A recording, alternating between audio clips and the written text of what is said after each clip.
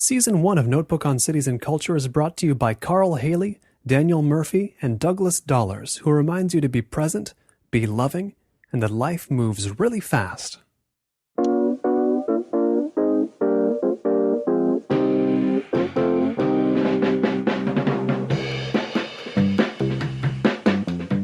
When I talked to you back in 2007, you talked about coming to Los Angeles in your late 20s, and that your first response was coming from New York to approach Los Angeles by hating Los Angeles. What was that like? Tell me a little more about the young New Yorkers' hatred of Los Angeles that you experienced. I don't know that actually, in retrospect, that I would characterize it as hatred so much as a kind of disappointment, perhaps. It felt to me, I had spent a lot of, well, I don't know about a lot, but I'd certainly spent some time in Los Angeles as a visitor over the 5 years or so before I moved here, and I'd enjoyed it a lot. I had a very close friend who lived here, and I'd come out and visit him, and he would squire me around. And, you know, I think there's, it's a great city, or in the late 80s, it was certainly a great city to visit. It was very different from New York in a lot of ways. It felt a little bit exotic to me. The California city I knew the best before then was San Francisco, which has obvious affinities with New York or with East Coast cities. I kind of liked the fact as a visitor that I was disassociated. I never knew quite where I was. The city didn't make sense, and I didn't have to make sense of it because I had a guide, someone who would take me around. So I felt in a lot of ways that you had your own Virgil for this. I had my own Virgil, yeah. And so I felt in a lot of ways that I didn't have to be responsible, you know. Then, of course, I moved here, and once you're living in a place, you have to be responsible. And I think for me, the diffuseness of it, of the city, the sprawl, I mean, all the sort of obvious things, the sprawl, the lack of center, the lack of cohesion, what felt to me like a kind of lack of energy. It felt quiet. And quiet in a way that I wasn't really comfortable with. I was 29. I was coming from Manhattan. I had a sense of how I thought cities operated, or what I liked about cities. And it really felt the first summer we moved here in May, and I felt like I had moved to the country for the summer. You know, it was quiet. I would get up in the morning. There would be birds chirping. There was nothing much going on. And what neighborhood was this? This was in the Fairfax district. And as a newcomer, I had the handful of friends I had, but I didn't know a lot of people, and I didn't really know how to navigate the city. I think in some ways, for me, that was the hardest part, was figuring out what my points of entry were. And it took a couple of years for that to develop. So the hatred of it, it grew out of a kind of comparison with New York, obviously, in which, from my point of view as a kind of disgruntled ex-New Yorker, New York always won the comparisons, and Los Angeles could never quite measure up. That shifted for a variety of reasons after a period of time. It's Notebook on Cities and Culture. I'm Colin Marshall, speaking in the park by the Brea Tar Pits, an excellent location, with David L. Ulin, book critic at the Los Angeles Times. He's the editor of 2 anthologies of Los Angeles writing, Another City and Writing Los Angeles. He's the author of The Myth of Solid Ground on Earthquake Prediction. He's the author of The Lost Art of Reading, which we talked about before on the show. He's been on twice before. This is his third time, I guess, if you consider the show the same one. He was on the predecessor, The Marketplace of Ideas, twice, but he's back today. And tell me, were you already at that time, at the time of the move, were you already a critic then? Where were you in your sort of literary development? I had started writing book reviews in New York in, I think, 1987, 88. And so, yeah, I was a baby critic, I think I would say. I published a few book reviews. I was thinking in terms of that. It's shocking to remember now, given the state of book review culture in the current moment. But when I started as a freelance writer, I was advised to write book reviews because there were a ton of venues and they were easy to get published, which in fact was the case. You can make a lot of money, but there were a lot of alt weeklies. Kept the boiler going in those days. Exactly. There were a lot of alt weeklies. There were a lot of venues, and I'd been an English major in college. I had always sort of liked that kind of critical engagement with a text. I thought that way. I was cranky and opinionated, so I thought it seemed like an obvious way to go. It was kind of a career choice by indirection in some sense. I didn't know that I was going to get sucked into it. But it was something, as I said, I liked the idea of having a platform to think about the writing I was reading, or to publicly think about the writing I was reading. And as an unpublished and then underpublished writer, it was a good way to get my foot in the door.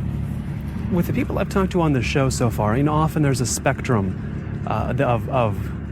of relocation to Los Angeles they put themselves on. On one end, it's the people who move here out of interest in the city, kind of like I did. Then on the other end, the people who feel just dragged here because maybe they want to be in the industry, or they think success is here, and they're like, well, I guess I'll go to Los Angeles. I don't want to. I'll put the waders on and go in there and get my success. It sounds like you're closer to the dragged end of the spectrum than the pure interest end of the spectrum when you moved here. But where would you place yourself on that?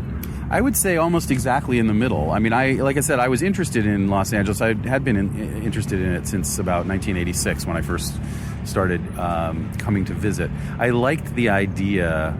There was a sort of contrarian notion that I liked coming from New York. That, as I mentioned before, the acceptable California city was San Francisco, which is a city I love, and a city I had lived in before I moved here. But I liked the idea that Los Angeles, although it was this huge, sprawling thing, was kind of from New York, and certainly from the point of view of literary culture, a little off the beaten track. Was it weird to make your name in book criticism at the same time as you moved to Los Angeles then? Is it still now? It seems like the counterintuitive move. Like if you wanted to write a book review, it seems like you're getting pushed to move to New York now. Well, I mean, it wasn't that conscious. It was just sort of a series of events happened. I was, my wife, still my wife, was very unhappy in New York. She was, I was raised there. She was not. She was trying to make it as an actor there, and it was going nowhere. This seemed like a better place. So in terms of going back to your earlier question, in terms of that being dragged, I was slightly dragged by virtue of her own unhappiness with New York and her desire to move here.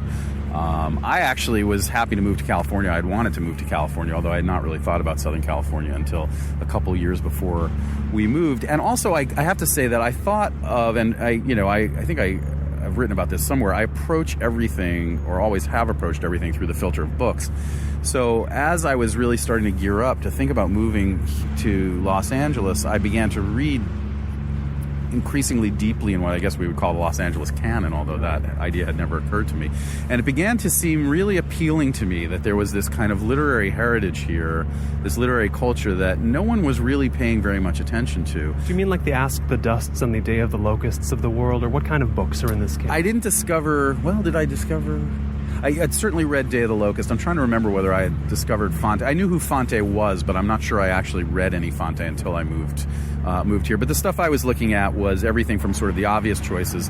I'd been reading Didion for years, so I had that under my belt. Chandler, James M. Cain, but also writers like, certainly West, a writer named Richard Meltzer, who no one knows or no one remembers at this point, but he was one of the early rock critics who moved here from New York in the 70s, around the age of 30, which is around when I moved here. He wrote for the LA Weekly and the old LA Reader, where I had already begun writing for the LA Reader when I was living in New York, because my friend who I came to visit had become their book editor. Right. So Meltzer was coming out of the same sort of territory, and he wrote a phenomenal sort of irreverent book called LA is the Capital of Kansas. A collection. Oh, I've seen that. I've seen it around. It's out of print, but I love. It's one of my favorite books about LA. I mean, well, you see it, and I wondered, is this just going to be one of these tiresome ragging on LA? It seems like it could be fascinating, but it could also be that. I take it it's actually fascinating and not tiresome. It's fascinating because he's such a great stylist, and he rags on LA, but he rags on everything. And his theory, which I think he came from New York, and his theory is that when he says Los Angeles is the capital of Kansas, partly what he's saying is, look, LA is there's a great line where he says LA is the biggest hick town in all the hick world. Hick world. And he sort of, as a kind of cranky New Yorker, he sort of takes on the fact that there's an LA County Fair and all that sort of stuff. But what he's really talking about in a lot of ways is LA as the dream factory, which is a classic kind of idea, but he sort of refracts it through late 70s. I mean, he certainly talks about movies and television, but he's also talking about punk rock. He's talking about trash culture. He's still around. He lives in Portland now, but he was a sort of early progenitor of the trash culture aesthetic. He was a guy who wrote a book in 1972, and he was still in New York, called Gulcher, in which he talks about collecting bottle caps and reviewing records by looking at their cover without listening to them, and just sort of collector of sort of cultural ephemera. And I think for him, what's interesting about Los Angeles is it doesn't have the intellectual pretension, or at least it didn't have the intellectual pretension of New York, and it could be a kind of magnet where all of that cultural detritus could collect, and where it could be taken seriously in a way, or considered in a way that the kind of official cultural organs growing out of the East Coast would never, ever allow, because it was too contrarian. That appealed to me about Los Angeles. Also, the other book quickly that I'll mention is Richard Reyner's L.A. Without a Map, which I read when I lived in New York also, and really sort of opened up a kind of, I don't know how I would describe it, but a kind of low-key sort of humanist vision of the city, which I'd been pretty unaware of until I stumbled across Reyner's book. You know, these titles, they ring bells because I've seen them on the shelf in the downtown library, that bottom floor. There's a few stacks of books all about Los Angeles, and for some reason I go in there and just get thrilled by the prospect of blowing through all of those. Right. Certainly I'm trying to, but you mentioned placing yourself in Los Angeles with books when you moved here. Does your mind still require sort of periodic recalibrations with the literature of and relating to Los Angeles to sort of keep your head in the Los Angeles game? Or does that make any sense at all? It makes sense. I don't think it's that conscious. I think I've been so steeped in it for so long that it's just sort of part of the air I breathe in a way. And I think that what's changed for me is that it's less... After I moved here, and then I started writing about Southern California writers a lot for places like The Reader and later for The Times and then for The Weekly, I think there was a real conscious attempt on my part to sort of frame for myself alone, not in terms of a broader thing, although it must have come out in the work, but to frame some kind of Los Angeles aesthetic or some way that the city operated in literature, some kind of tradition that as a sort of transplant I could fit into. And that, I think, the two LA anthologies grew out of that. Certainly the Earthquake book is deeply connected to a kind of sense of California as a maybe bigger in that way than I was aware of, kind of thinking more broadly, not just about Southern California, but about the state at large. But I think as I've done it more, it's just become part of the oxygen. I think about Los Angeles. I don't think about it as distinct. I think I'm less self-conscious about it. I think that's how I would put it. I think I'm probably more at ease with it, or definitely more at ease with it. I think I've been here long enough that I think about it in different ways. I still write about it a lot. In fact, I'm working on a book, or just about to start working on a book now about walking in Los Angeles. And so I think it's much more kind of organic at this point. I think I had to kind of go through a process of acclimating to it. That process was a self-conscious process, and 20 years later, it's much less so. Now, I started visiting Los Angeles quite a while, years after the Los Angeles Reader ceased publication, and moved here certainly even later than that.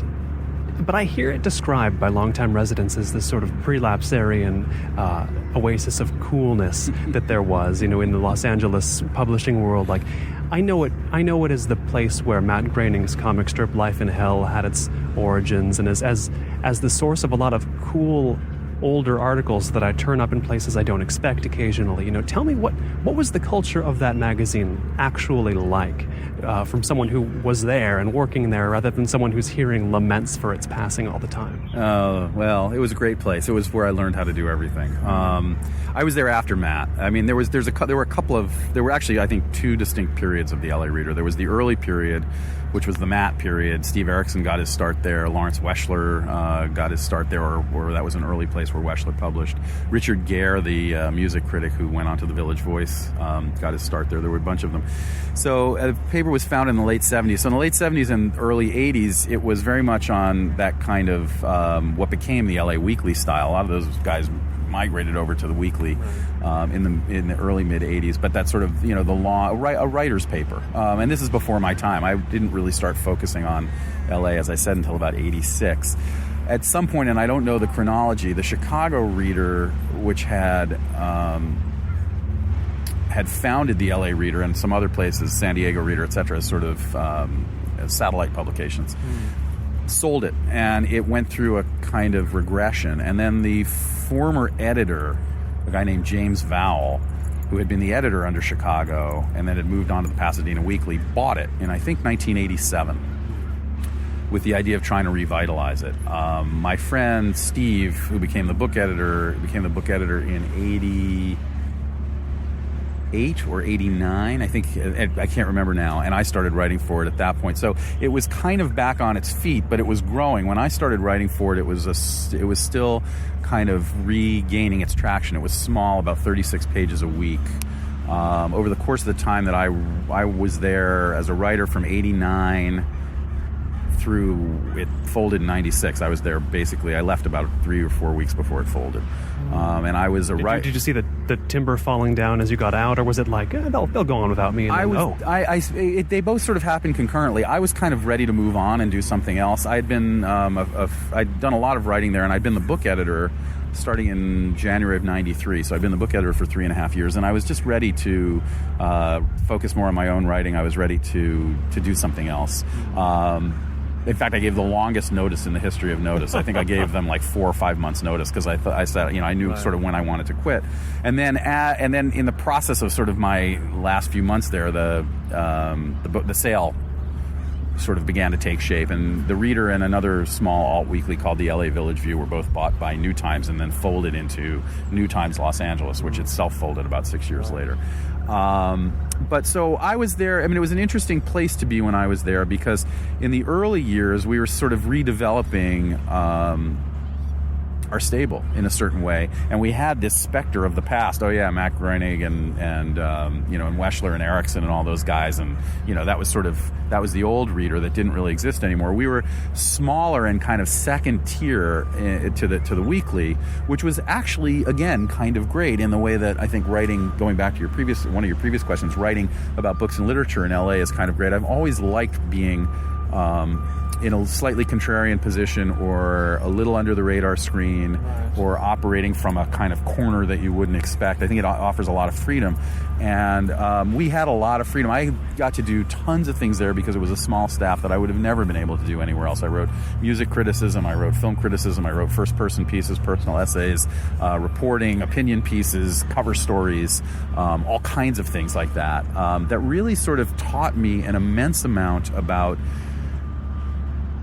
what my strengths were and what my limitations were, how to take risks, how to fail in public. I wrote some pieces that were complete dogs that, but because of the small staff and the kind of tightness of the production schedule, they had to run, and I had to sort of live with the idea of having an embarrassing piece of writing sitting on the newsstand for a week, and you survive. It wasn't the worst thing in the world. And I also learned how to edit there, because when I became book editor, I knew how to edit my own pieces, and I'd edited some pieces, but I had no real sort of overarching editorial experience. I hadn't put together a publication. We had a monthly standalone pull-out book supplement, as well as running reviews in every issue. So there was a fair amount of book coverage for a publication that size, and I really learned an immense amount. I mean, I often sort of jokingly refer to it as my graduate education, but in a lot of ways it was. And it's been years, so I think there is the patina of nostalgia. It was a tough place to work. There was never any money. It was tough to get people paid. It was tough to draw in writers for what we were able to pay. There were always sort of resource questions. We were always banging up against resource questions and things like that. But it was a great staff and a really kind of coherent team. And I don't know. I remember it. As far as the cool thing that wasn't really even on my radar screen, I just remember it really fondly. It was a great place to work. And just as somebody who reads in Los Angeles, does it ever strike you as strange that there aren't two competing weekly papers here? In the sense of the way that there's like a Seattle Weekly and a Stranger in Seattle, or a Willamette Week and the other one in Portland. You know what I mean? I do. Or there, I guess, is New York. I don't even know if New York Press is still around, but the Village Voice and New York Press were pretty competitive for a long time. Yeah, I think Los Angeles is a strange sort of newspaper culture. There's also not really competing daily newspapers here either. I mean, there's the Daily News, but it doesn't really go head to head with the Times. And I actually think that that's a detriment to both the culture of the city, and also in many ways to the culture of the dominant paper, because they be it the Times or the Weekly, they don't really have to worry about someone breathing down their neck. Right. And I think that I don't think anyone in print journalism is complacent now, but I think if you look at those publications historically, it can breed a kind of complacency. We can, we're the top dog, and there is no second dog. No one's really challenging us. And I think that a little bit of competition, or even a lot of competition, is always a really healthy thing. A really healthy thing for writers and editors, and a really healthy thing for readers. And I think when we were at the LA Reader, we didn't really pay that much attention to the weekly in the sense that we were trying to outdo them on things, but we were definitely conscious of having our own identity and staking out our own territory that was different from the weekly. We weren't trying to be the kind of junior weekly in any way.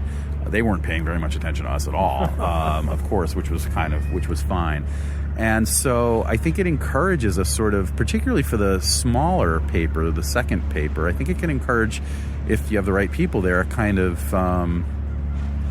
freedom and creativity, a kind of wide-ranging sensibility. We did all sorts of weird things. I wrote a friend of mine and I spent 9 months writing a weekly serial novel for the Reader, something that I couldn't imagine any other publication doing. We wrote it on the fly. Is it findable in any bound form now? It is not findable in any bound form, and I believe there is no electronic version of it. Would you want it to be findable in those forms? We've talked about, he and I'm still friendly with my collaborator, a guy named Paul Colesby. He was a friend of mine from college who's actually a screenwriter and TV guy.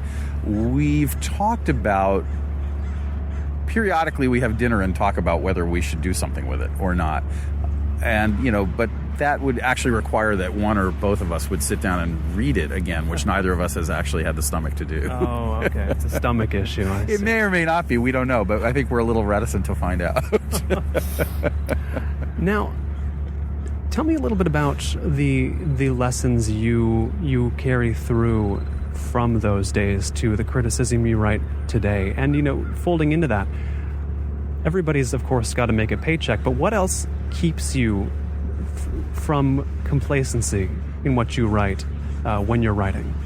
That's an excellent question. I think that a couple of things. One of the great things about the Reader, and I don't mean this as a defense of self-indulgence, but one of the great things about the Reader was that it really did encourage us, or the environment there encouraged us, to pursue our own interests and to write about things that we cared about, that we were passionate about, even if they weren't obviously of interest to our readers. Not that we were trying to be arcane, but the idea that it was a writer's paper, the idea that the writer's passion, the writer's enthusiasm was valuable, and that you could make a case for something being in the paper, even if it wasn't obvious, if there was a lot of passion behind how it was going to be covered.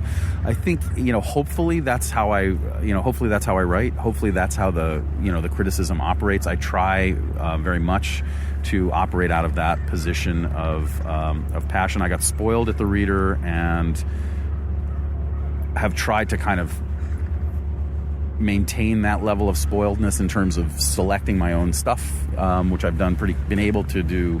Grateful for that pretty consistently throughout my career. I certainly, as a freelance reviewer, would take assignments. As book critic, I take assignments when my editor wants me to do something, but there are assignments that sort of fit into the wider framework of what I'm doing, and I select most of my own stuff. Even now, I'm choosing about 90 to 95% of the books that I'm covering. So that's a great thing.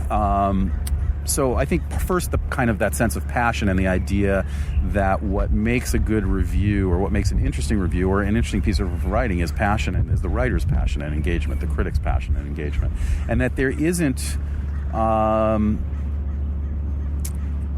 think sometimes, or more than sometimes, mainstream criticism shies away from sort of enthusiasm, and I mean that both positively and negatively. A kind of enthusiastic review, one in which you're, passionately arguing against a book or passionately arguing in favor of a book. I think passion is often seen as somehow anti-intellectual or kind of emotional response to a book. But what other kind of response? First of all, I don't think that passion and intellectualism are in any way mutually exclusive. But secondly, what other kind of response are we supposed to have to a book? Literature, art, our experience of it is first an emotional experience. And if we're not responding to something emotionally, then that's a problem, I think. For me as a reader, that's always a problem. If I'm not responding to a book emotionally, then it's a disconnect between me and the book. That may be, if it's a book I'm reviewing, something that I write about, that lack of passionate engagement. So I think that's the first thing. The second thing was really a sense that, and this is an offshoot of that the reviews have to interest me first. Again, hopefully not in a self-indulgent way, but when I'm writing a review, I don't think there's a right or a wrong way to write a review. There's certainly not a right or a wrong way for me to write a review. And when I'm writing a review, I am looking for the idea or the question that's going to interest me enough to sort of play with it for 800 words or 1,000 words or however long the review is. The faith is that if it interests me, then that will also interest a reader. And I really am conscious, and this too I think has a lot to do with what I learned there, I'm really conscious of that sense of the relationship of the reviewer and the reader, the conversation that we're having. I'm not hopefully pontificating about a book. I'm sort of saying, here's what this book raises for me, and what do you think in a certain way? All of that, I think, is probably in some ways, I think, if I were to categorize it, is probably the legacy of those experiences. This notion of the question behind a review, the question driving a critic for whatever piece of culture they're writing about. I myself read, I think most of what I read is criticism, in fact, of books, of music, of film, and a lot of the times I'm looking for that question in general, and I'm not finding it in a lot of criticism I read. That doesn't seem like there is a question motivating some critics that I read, and it seems like, well, to put it as bluntly as possible, a lot of the reviews I read in general, they're written on the premise of just a big shrug, like, I'll write this thing, but nobody's going to care about it, and I don't know, what am I doing? There's like this sad sackiness behind a lot of the criticism that I read. I won't name names because there's too many names to name, but do you get the vibe that is the main thing to avoid in criticism? It's an interesting, I don't know if I would say that I'm consciously, yes, that's certainly something to avoid. I don't know that I'm conscious of that, again, from the point of view of me as a writer. Yeah. That's not how I'm approaching the stuff in the first place.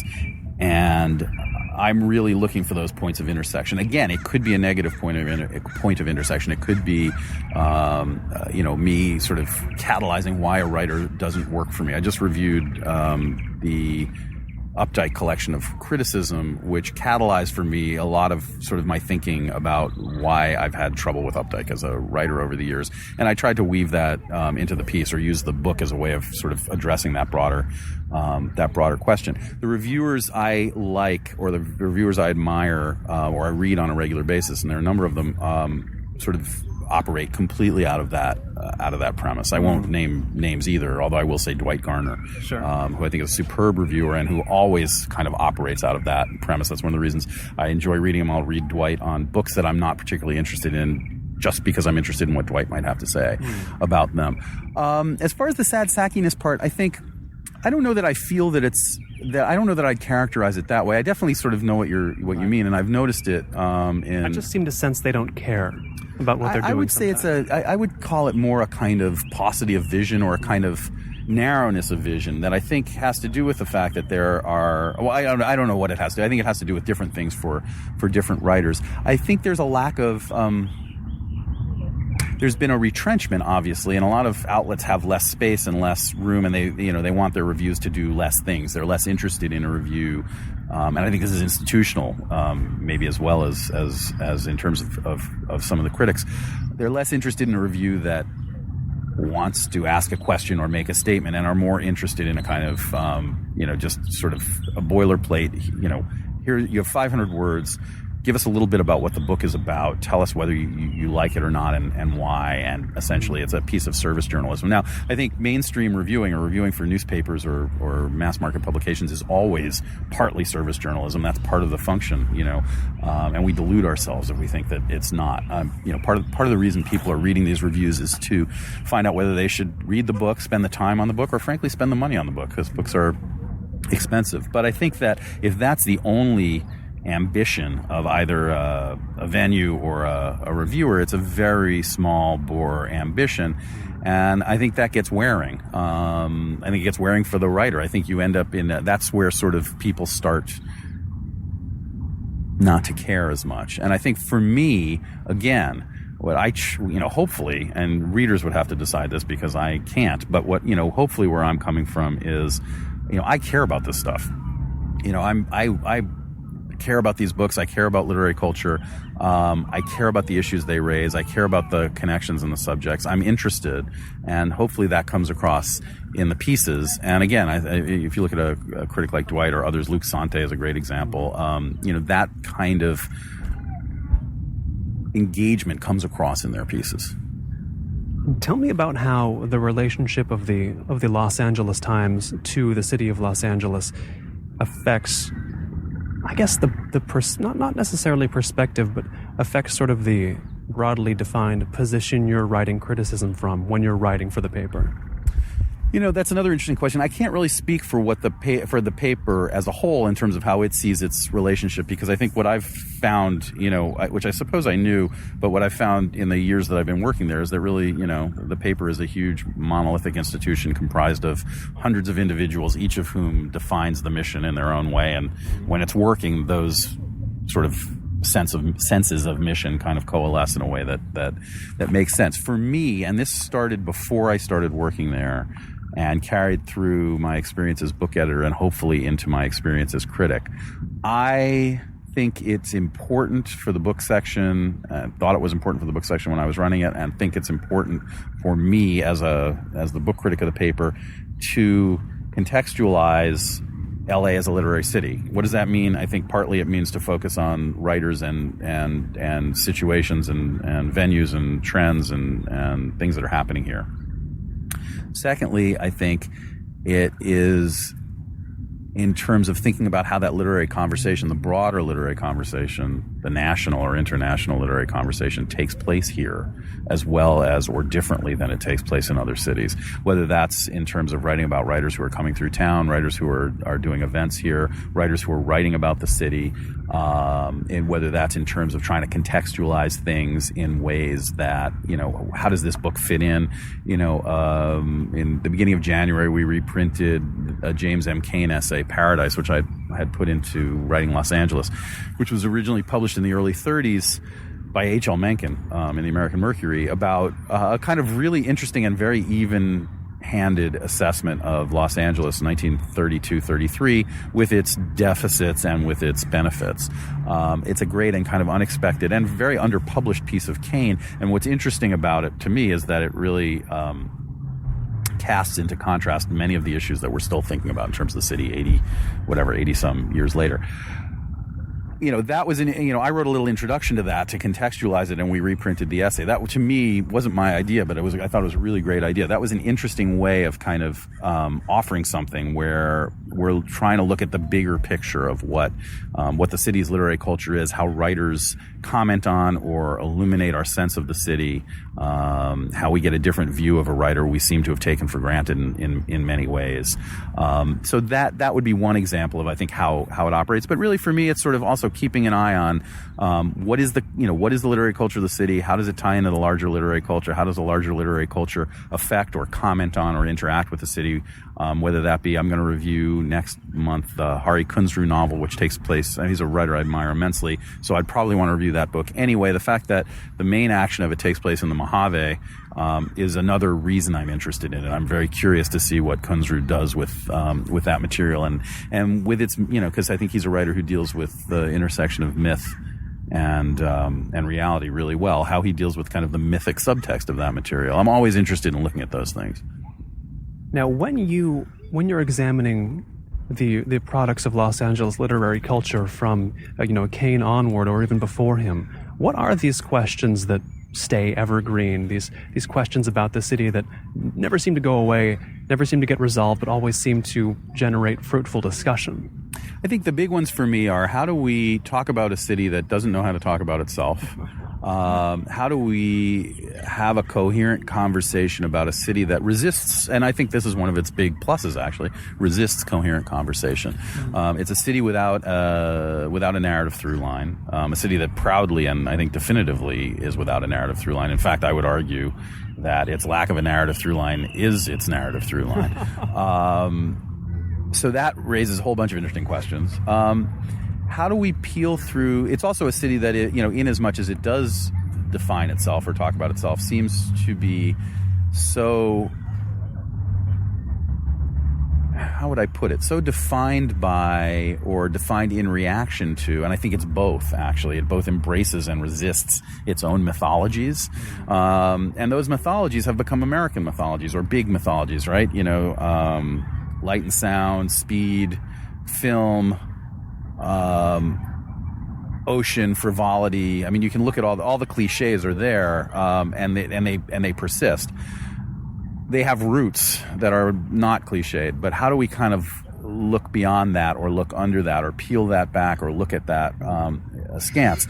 I think that for me, when we were talking about kind of operating from a contrarian corner, living in Los Angeles sort of requires that and almost insists on it in a lot of ways. It's not possible for me not to, because I'm constantly having, this is in terms of my own writing and also in terms of the stuff I'm reading, I'm constantly having to look beneath the surfaces of those things. What are the books that embrace those cliches, those myths as defining, and why or how? Is that good or bad? Does it work or doesn't it work? Are they trying to do something bigger or are they just lazy? And what are the books that peel it back, or what is the writing that peels it back? One of the things that really interests me about LA writing is what I would call the preponderance of writing about the small kind of what B.J. Waldy's phrase for it is the sacred ordinariness of the city, which only in Los Angeles seems to be something that's exotic, right? I mean, it would not occur to us that the idea that someone writing a coming-of-age essay, let's say a writer like Bernard Cooper, who has written beautifully about growing up in Los Feliz in the 50s.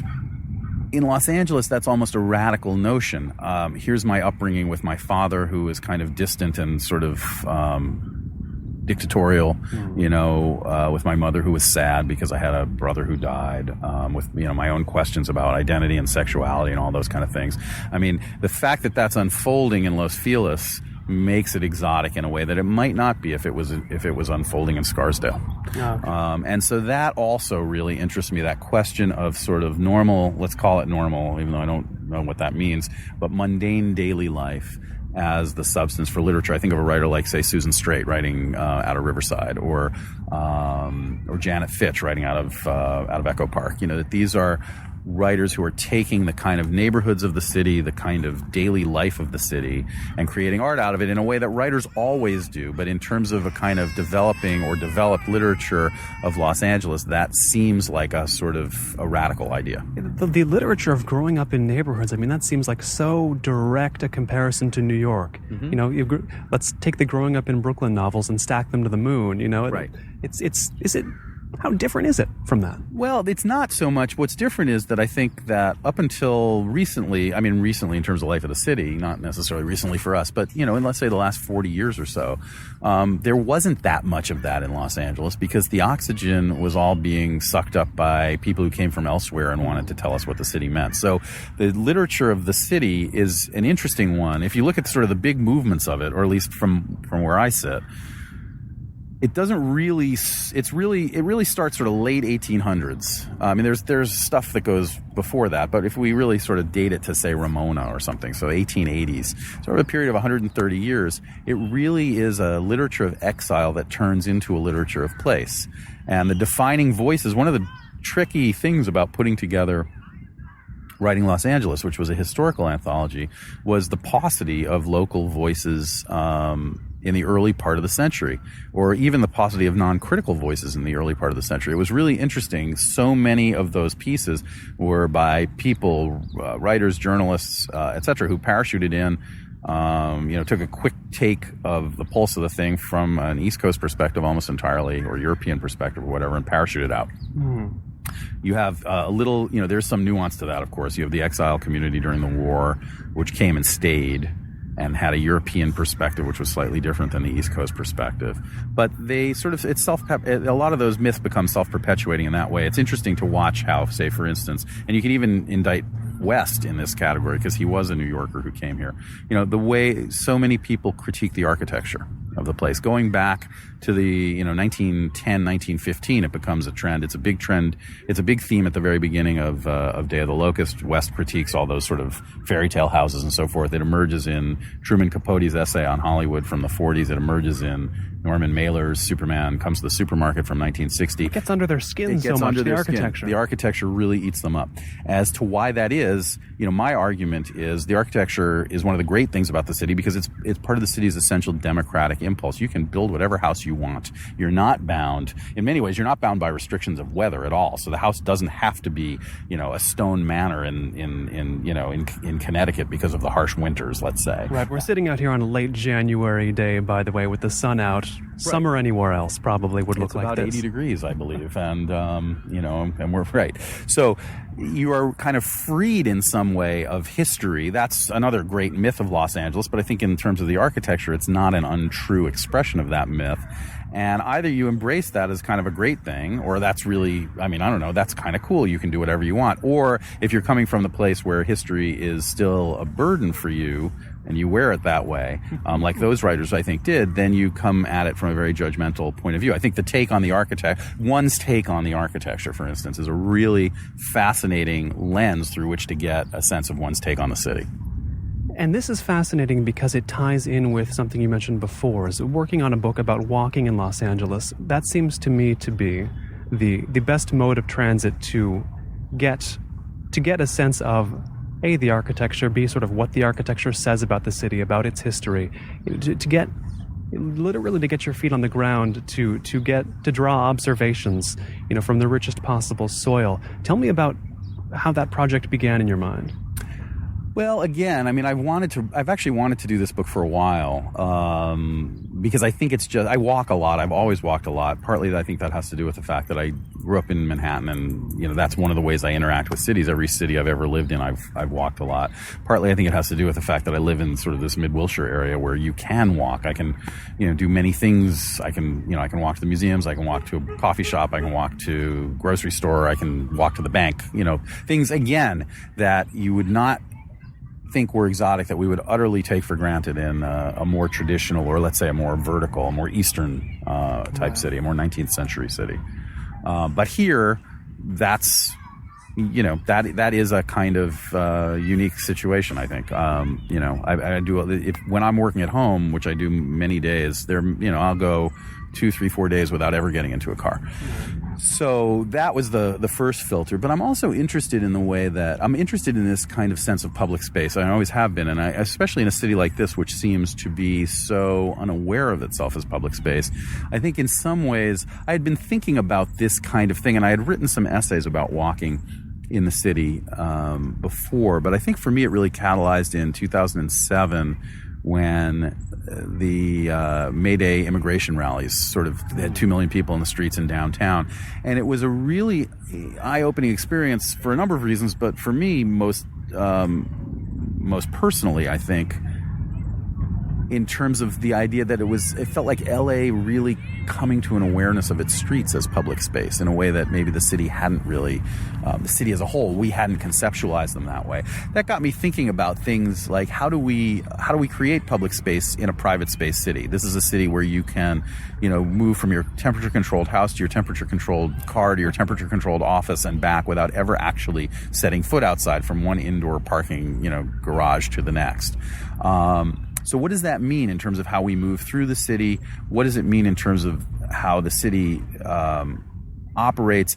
We create constructed ersatz public space environments, the Grove, outdoor malls, Two Rodeo, etc., because we have a need for that, right? We have a need for that kind of public gathering. So that's interesting. And how does it work? And what does that mean? It also really catalyzed because I have teenage kids, and when my son, who's now 17, was 12, 13, the place where, when he first started going out on his own without parental guidance, we would send him to the Grove or drop him off at the Grove because it was an environment he knew, and also because it was sort of a kind of protected pseudo-urban space where he could have that kind of independent urban experience, but it wasn't it was bounded.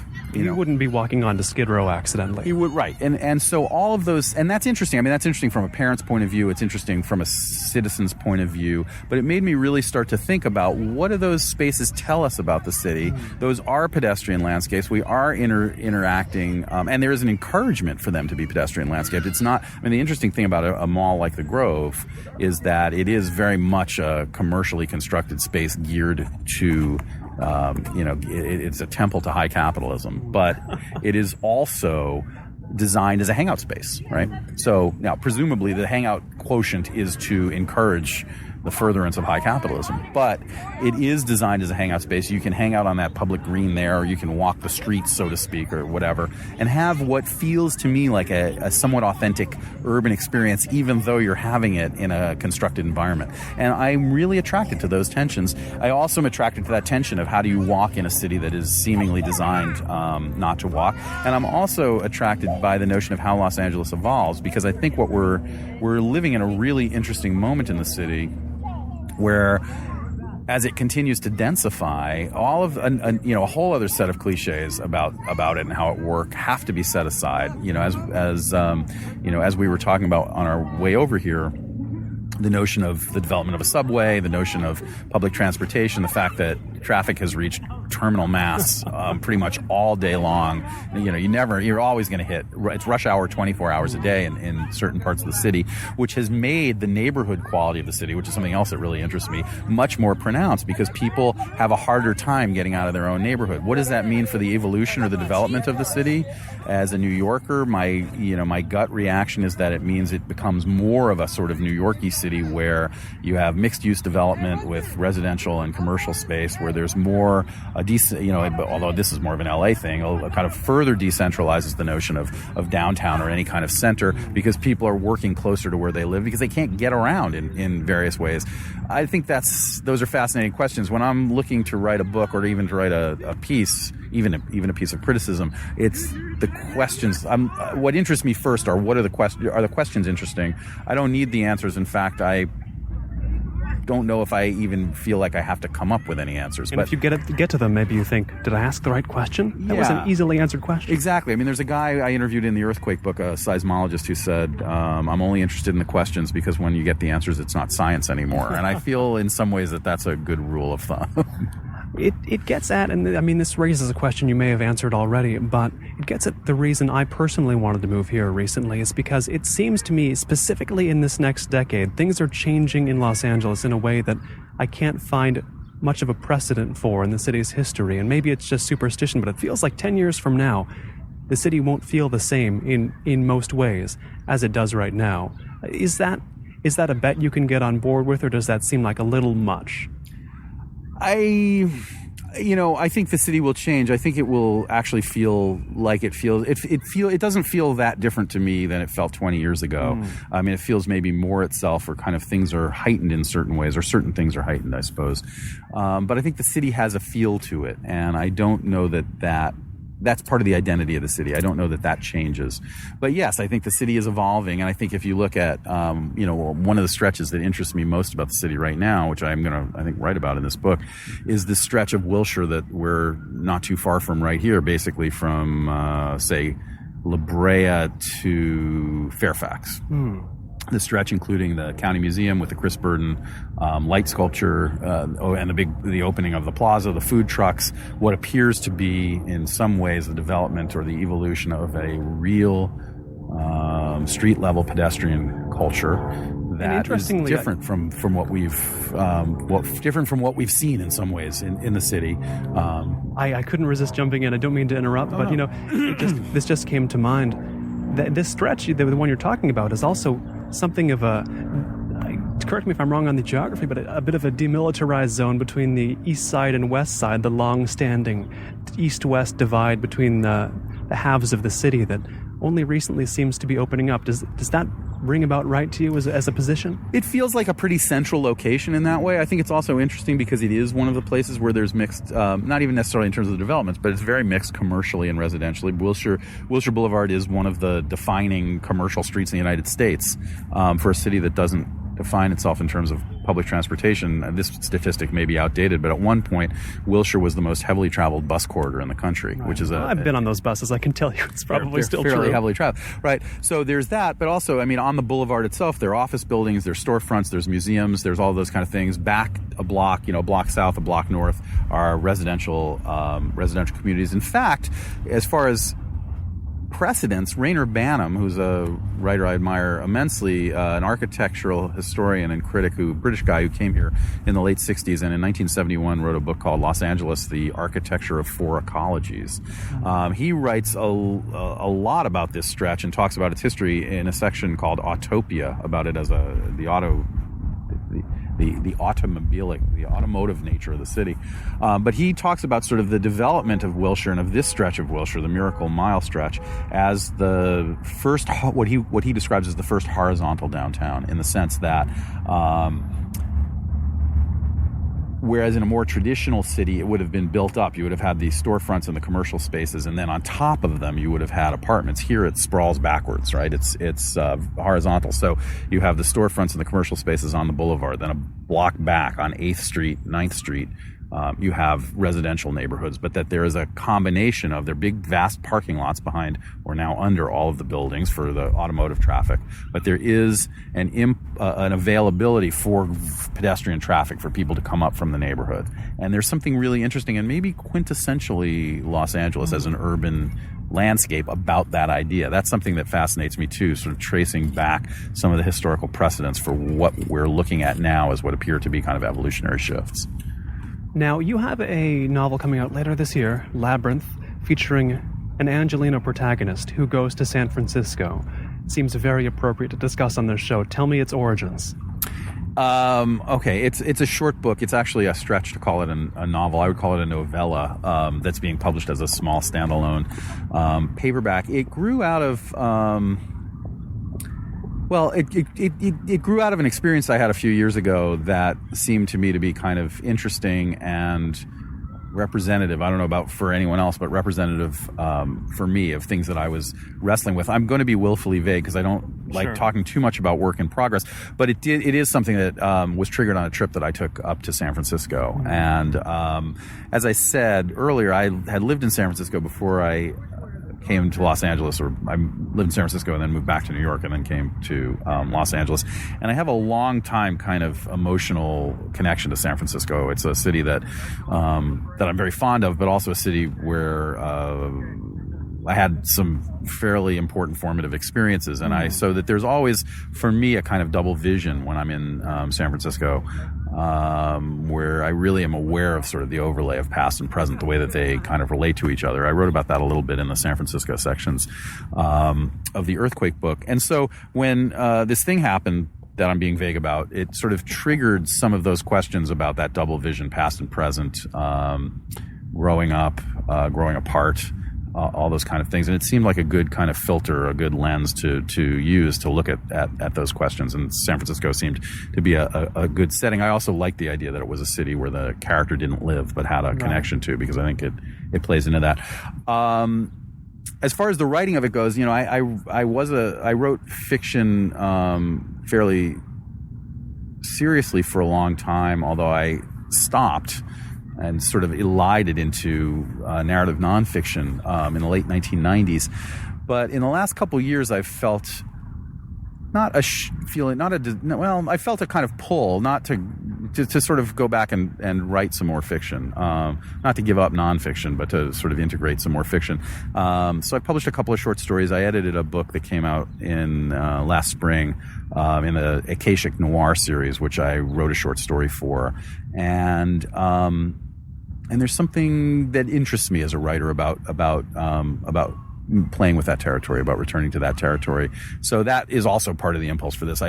This idea seemed to be one that might be best treated as a work of fiction, and so I thought that when the opportunity presented itself, it would be interesting to play with. I think about a protagonist going from Los Angeles to San Francisco, and tell me if you perceive this as well. It seems like here in Los Angeles, we're all pretty positive on San Francisco. We all like to visit there, but the love doesn't really come back down. Do you know what I mean? I do know what you mean. I mean, nobody loves Los Angeles, I think. You get it from, you see it from both ways. Yeah, I think there's a lot of kind of anti-Los Angeles sentiment in San Francisco. I mean, the same as in New York. There's a sort of chip on its shoulder that LA has about New York in a certain way, but people, myself included, love to go there. But New York has a real disdain and continues to have a real disdain for Los Angeles as I was going to say as a cultural landscape, but really as any kind of landscape. I think a kind of willful inability to understand the city on its own terms. Right. But they also don't like Chicago much there. I mean, it's sort of not being New York is a crime already. Right? I agree. I think, the only cities, the acceptable cities in New York are basically San Francisco and the European cities. Both San Francisco and Los Angeles, I mean, on the ground, there's a fascinatingly sort of Zebaldian way you can think about their histories as you walk around. I imagine for you, they're both, in a sense, equally interesting in that way. They're both equally interesting in that way. I mean, San Francisco pays more attention or more overt attention to its history, I think. San Francisco has a sort of more codified history as a contained city, but I also think the earthquake, the Great Disruption, makes it very much a 20th century city, and I think that is a way in which it's similar to Los Angeles. But I think it's also, its size makes it easier. Well, let me put it this way. Its size makes it feel like it's easier to get a handle on. I'm not sure whether that's true or whether that's just an illusion. And I don't know it as well. I lived there a long time ago. I didn't live there for that long. I spent a lot of time visiting over the ensuing years, but I don't know it. I don't know its heart in the way that, or I haven't gotten in proximity to its heart in the way that I have from having lived here. Now, we've talked about the questions you've asked yourself about specific books, and more broadly, the questions you've asked about literary culture here in Los Angeles. But, what as a critic and just as an observer of culture are the questions that fascinate you right now? Sort of the big motivating ones that you want to investigate, want to see investigated, or that really nag at you when you're thinking about where to go next, what to explore next, whether it is in the real world, quote-unquote real world, or quote-unquote literary world? Well, there are two levels, I think, of questions. One is, I'm very interested, just sort of interested in both as a writer and reader, and also just in the abstract about sort of where all of this stuff is going to go. What is the relationship of technology and storytelling? What is the relationship of literature and technology? What does the tablet offer us, for instance? I'm very interested in the tablet as a landscape, because it feels to me like a landscape that, unlike the web, which I don't have any issue with, but it operates on its own terms. Unlike the web, the tablet seems more curator focused, right? More authorial in its sense. The way that we interact, or at least the way that I interact with publications, I hesitate to even call them that, but I guess that's the best word to use, on a tablet, feels more akin to the way that I interact with a print publication. And yet there are some interesting sort of differences. So that's a kind of just a broad cultural question. But more to the point, I think the questions that interest me and the questions that I ask are the same, and they're the questions that interest me, that have always interested me. One is the question of narrative. What does it mean? What does it offer us? What are its limitations? I think that's the great tension in any narrative art form, whether it be written or visual or whatever, is that from my point of view, narrative is both the only